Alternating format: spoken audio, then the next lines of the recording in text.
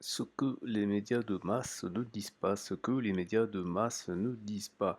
Alain Grèche, donc directeur d'Orient 21, ancien rédacteur en chef du Monde diplomatique, et puisque en France c'est devenu obligatoire maintenant de préciser, Alain Grèche est juif et antisioniste. Ah, ben voilà, encore une fois, ça coupe l'herbe sous le pied de la propagande habituelle. Voilà. Et donc, vous voyez, et Alain Grèche, quand il écrivait Le Monde diplomatique, il n'était pas financé par le Qatar. D'accord. Pour les gens qui essayent de décrédibiliser, par exemple, Dominique de Villepin en disant, comme si il disait ce qu'il dit parce qu'il était financé par le Qatar. Euh, Qu'en 2003, Dominique de Villepin il s'opposait à la guerre en Irak, il me semble pas que qu'on l'accusait d'être financé par le Qatar. Donc voilà. Hein. Il y a des gens, notamment dans la soi-disant sphère de la dissidence, qui sont dissidents de rien du tout, qui ont baissé la culotte devant les sionistes. Voilà. Et donc ça, il faut le dire. Il faut le dire. Donc, vous avez cette petite vidéo de 7 minutes, où vous avez d'autres personnes, hein. Il n'y a pas que Alain Grèche. Alors je vais couper le son et je vais passer juste des extraits. Voilà, vous voyez donc évidemment Dominique Villepin, et vous voyez ce Bertrand Padi, politiste, professeur de relations internationales à Sciences Po. Donc pas trop le guignol du coin. Voilà, vous pouvez le retrouver d'ailleurs notamment sur la chaîne Le Média. Voilà. Donc je vous mettrai le lien dans la description. Vous pouvez évidemment écouter d'autres podcasts, par exemple Émeric Caron. euh, mais la chaîne agit plus. Bah, franchement, plus je la regarde, plus je m'aperçois qu'elle est, bah, à mon avis, pas, en tout cas, beaucoup moins biaisée que ce qu'on lui prétend qu'on lui colle comme étiquette, puisque bah, les gens qui font intervenir, c'est des gens qu'on peut retrouver sur d'autres chaînes, en fait. Hein. Comme je vous l'ai dit, Bertrand Badi, vous pouvez le retrouver sur le Média, Alain Grèche, vous pouvez le retrouver sur Thinkerview, sur plein d'autres endroits. Alors effectivement, qui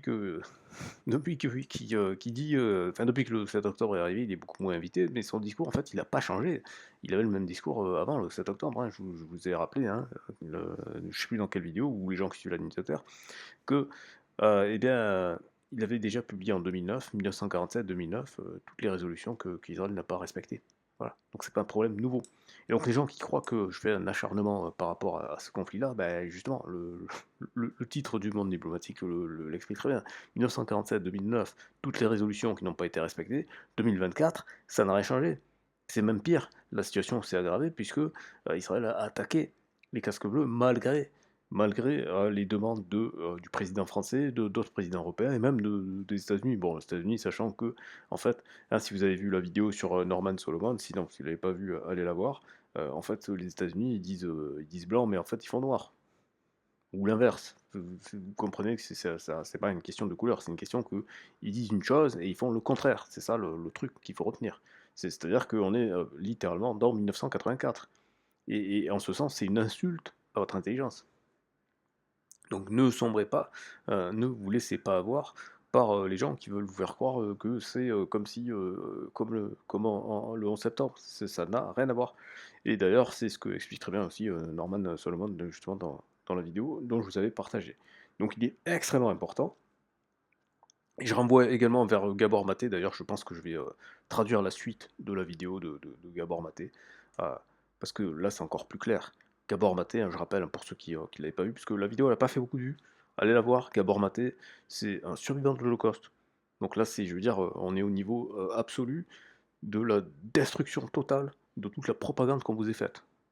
Parce que si on écoute la propagande, c'est Shoah euh, à plat ventre, il n'y a rien d'autre, c'est la pire chose au monde qui est arrivée. Bon, ben, il y a un survivant de ça qui vous dit ce que font les Israéliens, le gouvernement israélien à Gaza, au Liban.